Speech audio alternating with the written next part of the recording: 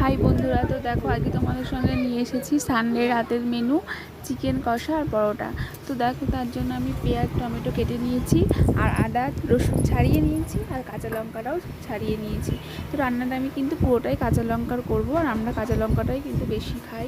তো দেখো রান্না স্টার্ট করে দিয়েছি, পেঁয়াজ ভাজা হয়ে গেছে, মশলা দিয়ে কষাতেও শুরু করে দিয়েছি। এবারে টমেটো দিয়ে কষিয়ে নিয়ে তারপর চিকেন দিয়ে তারপর লবণ হলুদ জিরে গুঁড়ো ধনে গুঁড়ো এগুলো দিয়ে কিন্তু কষাতে থাকবো।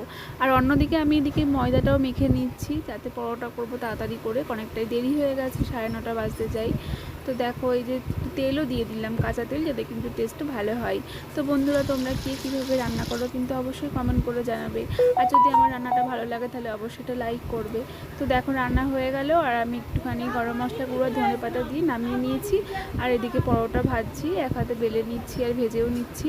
তোমরা কে কীরকম পরোটা খাও প্লিজ কমেন্ট করে জানিও, একটা লাইক